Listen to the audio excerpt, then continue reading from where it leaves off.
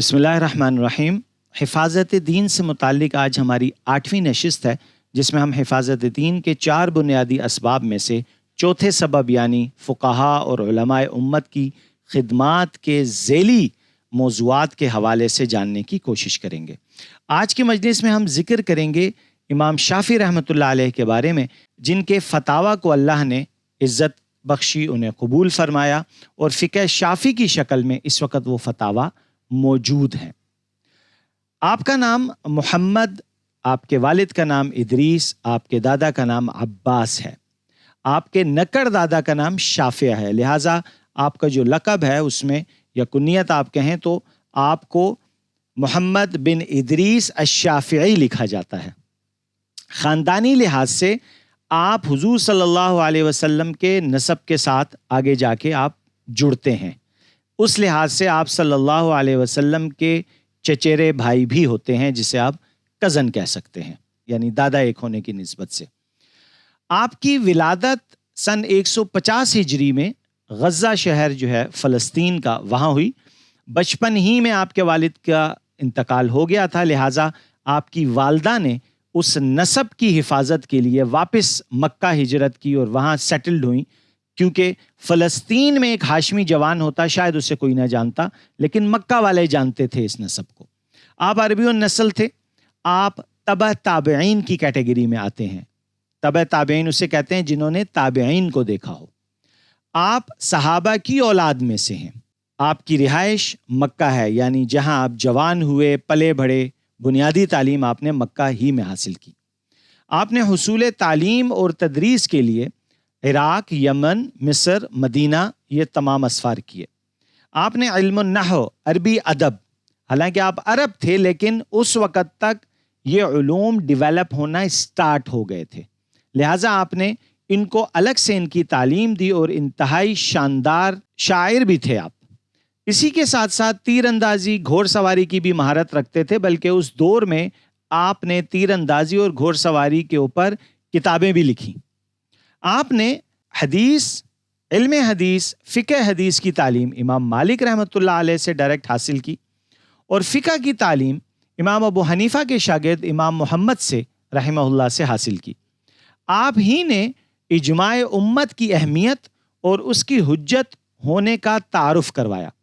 ہوا یوں کہ ایک بار عراق میں جب آپ موجود تھے تو ایک مجلس میں ایک شیخ نے آپ سے سوال کیا کہ دین میں حجت کیا ہے، تو آپ نے جواب فرمایا قرآن، انہوں نے کہا پھر، انہوں نے کہا جی حدیث، انہوں نے کہا پھر، انہوں نے کہا جی اجماع امت۔ تو جو شیخ تھے انہوں نے سوال کیا کہ اجماع امت کی دلیل کہاں سے لائے؟ غور کیجئے گا، دین کے بارے میں بات ہو رہی ہے، لہٰذا اب سوال ہوگا قرآن ٹھیک ہے موجود ہے، حدیث ٹھیک ہے، یہ اجماع امت آئیڈیا کہاں سے آ گیا آپ کے پاس، اس کی دلیل کہاں ہے؟ تو آپ نے جواب میں فرمایا قرآن سے، سمجھیے گا، یا پھر وہ نسبت قرآن کی طرف کر رہے ہیں، یہ نہیں کہہ رہے میری رائے میں، بیکاز دیر از نو میری رائے ان اسلام، ہم نے قرآن و سنت ہی کو فالو کرنا ہوتا ہے، لہٰذا آپ کا جواب بھی وہی ہے کہ جی قرآن سے۔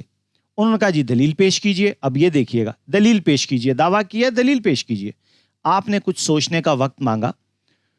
لیکن اس وقت ذہن میں جواب نہیں آیا۔ اچھا، یہ جو دعویٰ ہے ایک چیز سمجھیے گا، جب آپ کسی بھی فن میں مستقل انگیج ہوتے ہیں تو آئیڈیاز کہیں نہ کہیں سے آپ کے ذہن میں آ چکے ہوتے ہیں، وہ عبارتیں نظر سے گزری ہوتی ہیں جو آپ کو ایک اتنا آئیڈیا دے دیتی ہیں کہ نہیں یار میں نے پڑھا تھا، وہاں ایک کچھ تھا لیکن مجھے دیکھنا پڑے گا دوبارہ، یہ اس ٹائپ کی سچویشن ہے۔ خدا نخواستہ ایسا نہیں ہے کہ آنکھیں بند کر کے انہوں نے قرآن کا نام لے لیا، قطعاً ایسا نہیں ہے۔ خیر، شیخ نے ان کو کہا کہ ٹھیک ہے میں آپ کو 3 دن کا ٹائم دیتا ہوں، آپ گھر تشریف لائیں، لے جائیں، سکون سے سوچیں، پھر مجھے لا کے بتائیے گا۔ آپ گھر تشریف لے گئے اور 3 دن گھر کے اندر رہے۔ تیسرے دن جب باہر تشریف لائے، دوبارہ اپنے شیخ کی مجلس میں حاضر ہوئے اور یہ آیت پڑھی، سورہ نساء آیت 115 بسم اللہ الرحمن الرحیم وَمَن يُشَاقِقِ الرَّسُولَ مِن بَعْدِ مَا تَبَيَّنَ لَهُ الْهُدَى وَيَتَّبِعْ غَيْرَ سَبِيلِ الْمُؤْمِنِينَ نُوَلِّهِ مَا تَوَلَّى وَنُصْلِهِ جَهَنَّمَ وَسَاءَتْ مَصِيرًا، جس کا ترجمہ یہ ہے کہ اور جو شخص رسول کی مخالفت کرے اس کے بعد کہ اس کے لیے ہدایت ظاہر ہو چکی اور مسلمانوں کے راستے کے خلاف کسی دوسرے راستے کا اتباع کرے تو ہم اس کو وہ کرنے دیں گے جو وہ کرتا ہے اور اس کو جہنم میں داخل کریں گے اور وہ برا ٹھکانہ ہے۔ یہ جب آپ نے آیت پیش کی تو اسے سن کر شیخ نے جواب میں کہا بالکل درست فرمایا۔ سمجھیے گا، دعویٰ تھا، انہوں نے دلیل مانگی اور آپ نے قرآن کی ایک واضح الفاظ کی دلیل سامنے پیش کر دی جسے قبول کر لیا گیا۔ امام شافعی رحمۃ اللہ علیہ فرماتے ہیں کہ اس کی تلاش میں 3 دن روزانہ 3 مرتبہ میں پورا قرآن پڑھتا تھا اور بالآخر اس آیت پہ آ کے میں رک گیا۔ اب ایک چیز سمجھیے گا، یہ جو ان کی اس وقت کی محنت تھی اس کو اللہ نے یوں قبول کیا کہ یہی آیت کہتی ہے، اسی وجہ سے اسلام میں، مسلمانوں میں اجماع امت جو ہے اس کی بہت بڑی اہمیت ہے۔ ہم پچھلے دروس کے اندر بھی کہیں نہ کہیں اس کا ذکر کر چکے ہیں۔ آپ کے ذریعے اللہ رب العزت نے حفاظت حدیث اور فن اصول فقہ کی تدوین کا کام لیا۔ ہوا یہ کہ جب آپ عراق پہنچے تو دیکھا کہ لوگ مسائل بتاتے ہوئے نسبت فقہا کی جانب کرتے ہیں، مثلاً فلاں فقی فلاں مسئلہ اس طرح بیان فرماتے ہیں۔ تو آپ کو یہ فکر ہوئی کہ ابھی ابتدائے اسلام کا دور ہے، کل کہیں یہ نہ ہو کہ لوگ یہ بھول ہی جائیں کہ اصل شریعت کا منبع تو قرآن و سنت ہیں، یعنی اللہ اور اس کے رسول۔ لہٰذا آپ نے لوگوں کی تربیت کے لیے یہ کہنا شروع کر دیا کہ فلاں مسئلہ قرآن میں ایسا لکھا ہے یا حدیث میں ایسا بیان کیا گیا ہے، تاکہ لوگ اصل ماخذ یاد رکھ سکیں۔ یہ بھی خالص تکوینی امر تھا، یعنی قدرتی طور پہ یہ ہو رہا تھا، اور امام شافعی کی یہی فکر سبب بنی کہ آپ نے امام مالک اور امام ابو حنیفہ کے مرتب شدہ فقہی مسائل کی قرآن و سنت سے تخریج کا کام شروع کر دیا، یعنی ان کے مرتب شدہ مسائل کے ساتھ وہ آیات احادیث جمع فرمائیں جن سے وہ مسائل اخذ کیے گئے تھے۔ اس سے آنے والی امت کو ایک نئی راہ ملی، لکھے گئے مسائل کو مزید تقویت ملی، مزید نئے مسائل قرآن و سنت سے دریافت ہوئے۔ البتہ بعض آیات یا بعض احادیث جو ذو معنی ہیں وہاں آپ کی رائے مختلف ہوئی، جس کی حکمت یہ نظر آتی ہے کہ اللہ نے ان ممکنہ مفاہیم کو بھی زندہ کر دیا تھا۔ مزید یہ کہ جن اصولوں کے تحت آپ نے قرآن و سنت سے مسائل کا استنباط کیا تھا، ان اصولوں کو مرتب کر کے آپ نے باقاعدہ فن اصول فقہ کی بنیاد رکھ دی، جس کی بدولت 3 ہجری تک امت مسلمہ نے اب ان اصولوں کو بحیثیت فن سیکھا اور انہی اصولوں پر عمل کیا اور مزید انہی کی روشنی میں اصول نکالے۔ مثلاً قرآن سے ایک بات اگر واضح ثابت ہو جائے تو اس میں کمی زیادتی نہیں کی جا سکتی، یہ اب یہ ایک اصول ہے جو عملاً تو علمی حلقوں میں اس دور میں بھی بولا جاتا تھا، سمجھا جاتا تھا، لیکن باقاعدہ کسی کتاب میں ایک ٹیگ کے ساتھ کہ جی یہ ایک اصول ہے اس طرح لکھا ہوا نہیں تھا۔ اسی وجہ سے آپ نے ایک کتاب مرتب کی جس کا نام الرسالہ رکھا۔ اسی طریقے سے اللہ رب العزت نے احادیث سے مسائل استنباط کرنے کا ملکہ بھی آپ کو عطا کیا تھا، لیکن اس دور میں مسلمان معاشرے میں جھوٹ کی بیماری عام ہوتی جا رہی تھی، لہٰذا آپ کو فکر ہوئی کہ لوگ جھوٹی احادیث گھڑنا شروع کر دیں،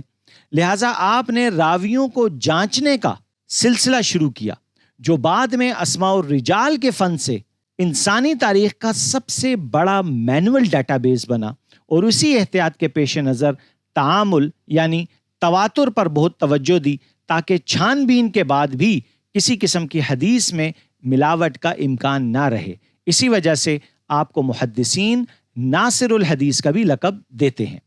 حدیث میں جو آپ نے کام کیا اس کتاب کا نام ہے مسند امام شافعی۔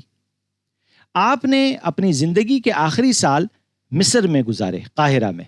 اور وہاں آپ نے بالکل اسی طریقے سے سیم پریکٹس کی فقہ مالکی پہ اسپیشلی، جو آپ نے یہاں عراق میں رہ کر آپ نے فقہ حنفی پہ پریکٹس کی تھی، یعنی اس کی تخریج کی،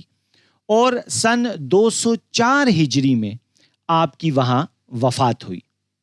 تو یہ تھا ایک مختصر سا تعارف امام شافعی رحمۃ اللہ علیہ کا، لیکن جو مین پوائنٹ ہیں اس پورے آج کے درس کے کہ 2-3 اہم کام اللہ نے ان سے لینے تھے جو کہ ہم نے